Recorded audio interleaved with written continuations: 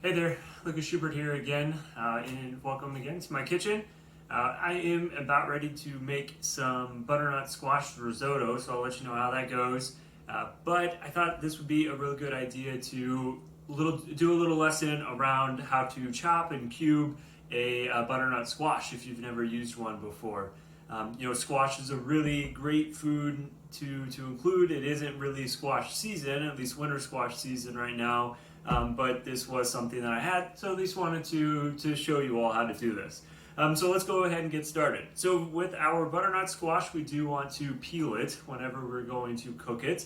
There are some squashes that you don't necessarily have to peel, like if you're going to bake, say, spaghetti squash or acorn squash. You can actually eat the acorn squash peel if you enjoy that. It can be a little gritty, but anyway, to our butternut squash, we are going to peel that with just a regular peeler. And I'll go ahead and do that, and we'll speed this up and get you started on the rest. So you see that we can just peel.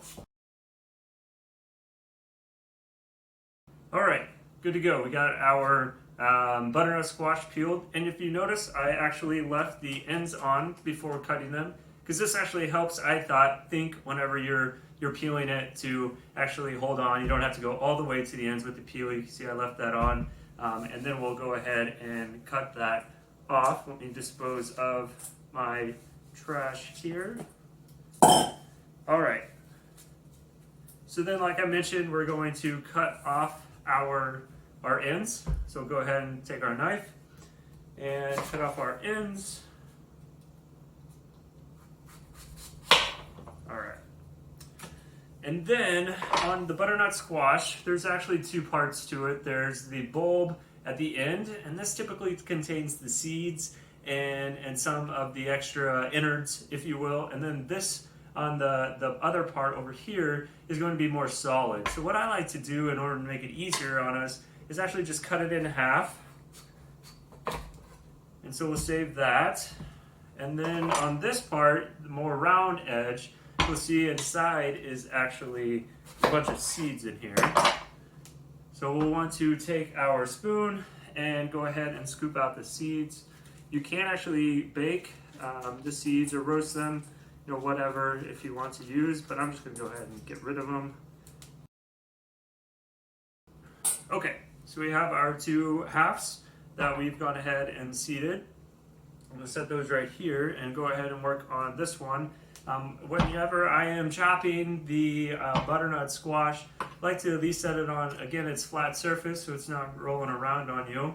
And then if we're going to cube it, trying to keep them in the same width is ideal. So I'm going to go ahead and just leave it on its end and chop into it and try to go about the same width each way. Usually get about 4 different pieces from that. And then we can just pile them on. I'll set these aside and I'll show you this real quick, and then we'll get into how else to do the others. But then just leaving them in the planes that you have. You see you have little planes, go this way, create little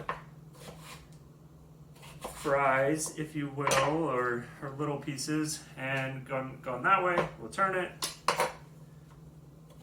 and then easily cube it this way. So we'll go ahead, and that's what you'll do for the other pieces that you have, but here you see that you have nice little cubed butternut squash. So you can do this, you can bake these, you can use these in lots of different recipes, a lot of different ways to include butternut squash. Really delicious, really sweet.